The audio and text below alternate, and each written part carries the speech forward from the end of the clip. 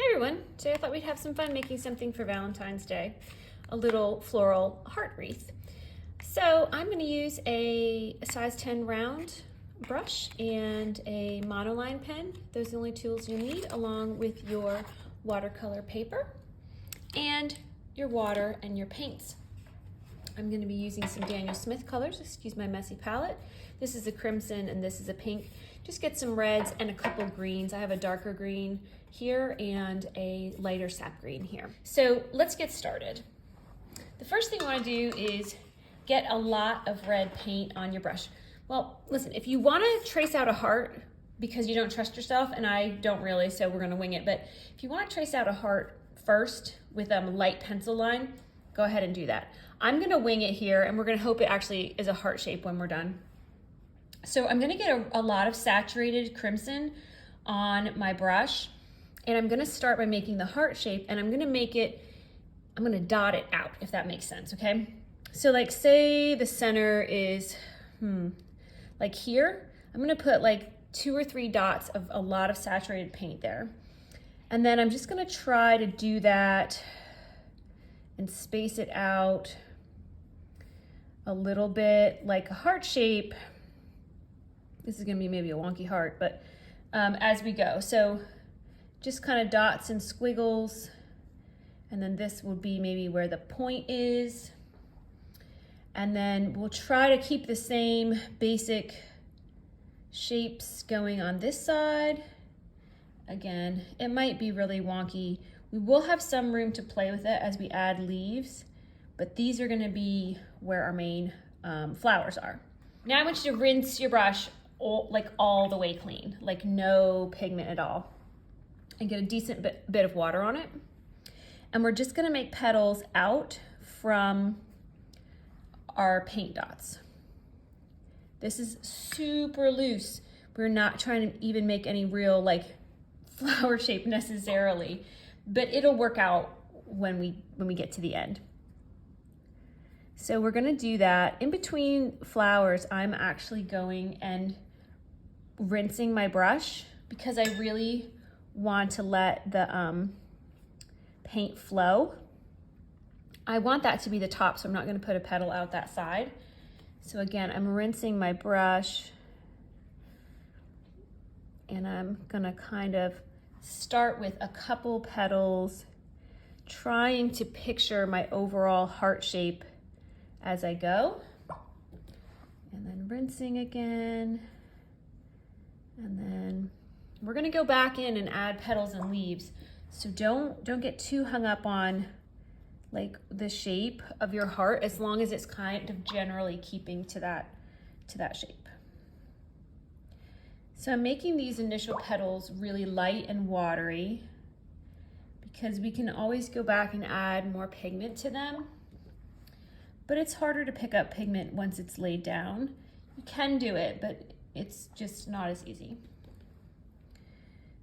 Right. If you penciled out a line, remember that when you paint over a pencil line, it becomes permanent. So if you don't paint on it and you just use it as a go-by, then you'll probably have luck when everything's dry. You can erase. After everything's dry, you can go back in with an eraser. Okay, now I'm gonna go in and do one other round of petals with, again, a lot of saturated pigment. And I'm gonna just I'll try to refine the shape a little, but again, it's very loose, like a loose heart. So it's not gonna be perfect. But I'm gonna add a few more like saturated petals just for some contrast, okay? And maybe not everywhere, maybe just a few places. Again, I'm kind of sitting back and looking at my shape. So now I'm gonna rinse my brush again really well, and I'm gonna go get a bunch of sap green on my brush. I'm not really mixing my greens for this per se. It's not gonna be too watery. It's gonna be pretty saturated. So all this is wet.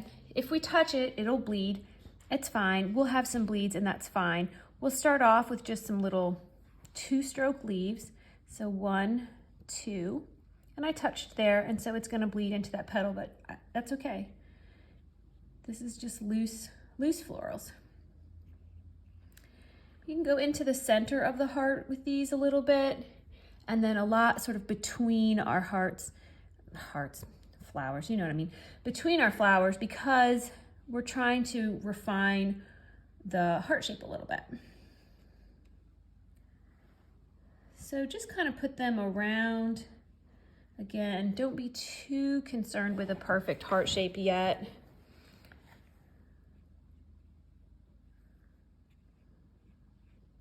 You can do some smaller ones, some larger ones.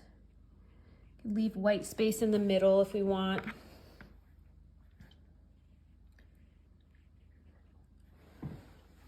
Okay, so not bad. That's sort of our lighter toned leaf.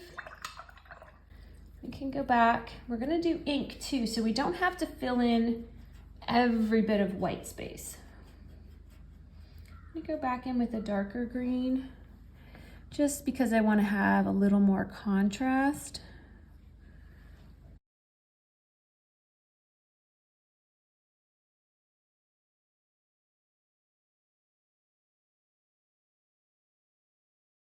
So you're gonna have to play with your shape a little bit here so that you can maintain the heart shape and still like add a little contrasting color of greens. So up here, I see that this bump is out farther than this one, so I'm gonna add a little petal here. So I'm gonna go back into my reds and I'm gonna try, this is kind of dicey because once you start trying to even up your sides, it could just go on forever, right? And so, all right, maybe that, and then maybe we'll fill in this over here a little. There we go. A little better, still a little crazy, it's okay. Again, this is just a loose, very loose Valentine. Okay. I think we could add some lighter leaves. So I want to take the sap green that we had, and I want to get a lot of pigment. I'm not going to change the type of green I'm using necessarily. I'm just going to add a lot more water so my leaves are much paler and less saturated.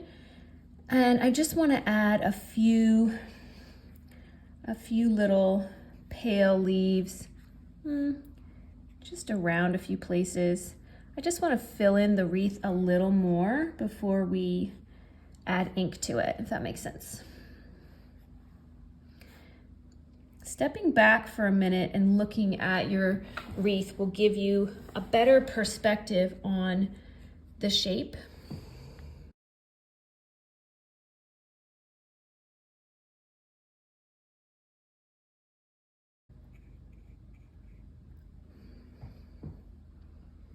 So it's kind of fun, I think, to have some of those lighter tones in there. You can layer some of your leaves over the other ones if you like, especially if they're dry. You can do that and not have it end up being too like runny. Okay, so I'm gonna leave some space for some other ink details, but before we do the ink details, we do need to let this dry. So again, let's use the miracle of videoing and let this dry, and we'll pop back and we'll start to add some ink. Okay, this is mostly dry, and I really do want it to be pretty much dry because two things. One, if not, I'll probably smear it, and two, I will probably ruin my pen. So there's that. It happens. I'm taking a monoline. This is a Studio monoline. It's a size 5, which is slightly thicker tip. You can use any black pen you have, but these, you can watercolor over them and they won't smear. So that's why I like them. These are from the Pigeon Letters, if you are interested. So what I'm gonna do is layer in some inked leaves, and I'm gonna place them so as if they are behind, right, my petals, or maybe behind another leaf, just in a few places around. I'm not gonna, do it everywhere. We're not gonna make this like solid, but I think the effect is kind of fun.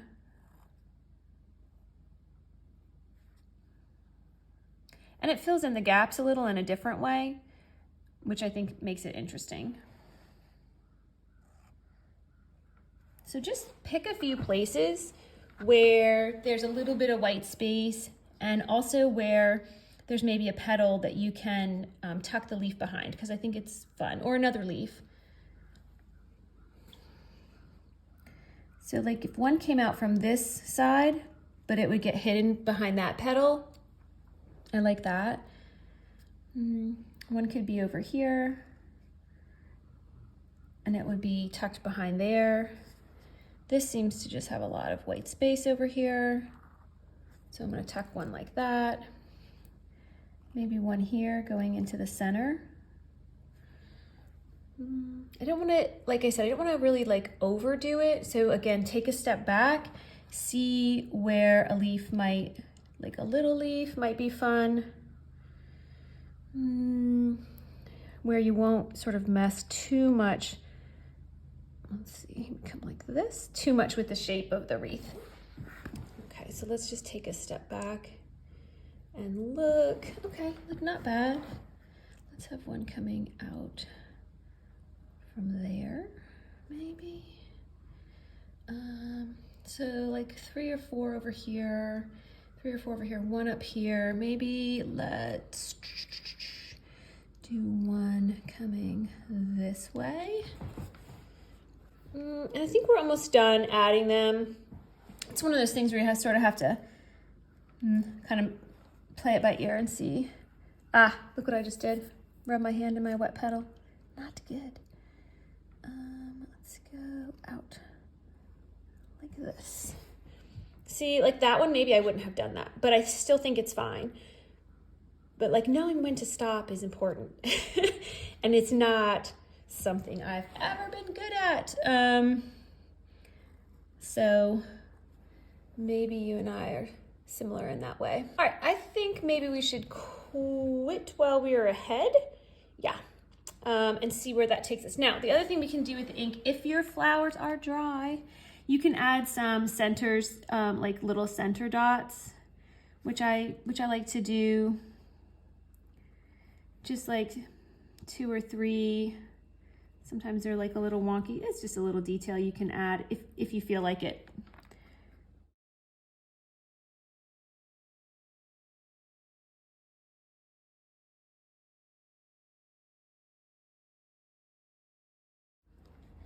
All right, last thing we can do, which I think will be fun, is put some centers in our leaves. So for these leaves, I'm just gonna do a thin center line. Imagine where it would come out if it's tucked behind.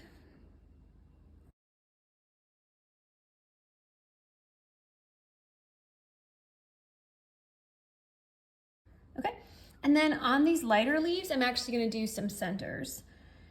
And I'm gonna do them like this, because I think that's just a nice detail.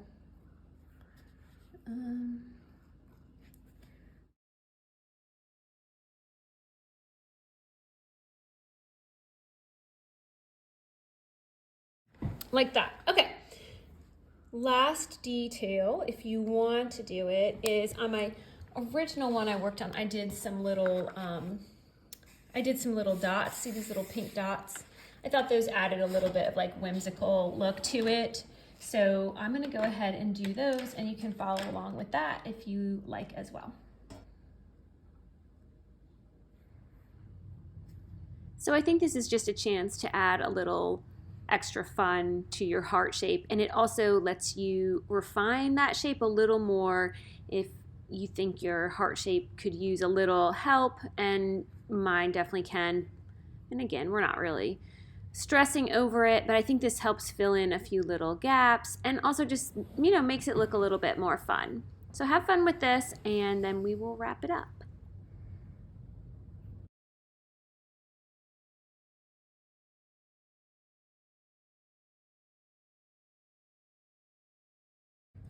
Okay, everyone, I hope that was fun today. I hope you had a good time with our fun little floral Valentine wreath. It's really good for any time of the year if you want to tell someone that you love them and you want to paint them something pretty and add a little ink to it. So happy painting, and thanks for joining me today. Bye-bye.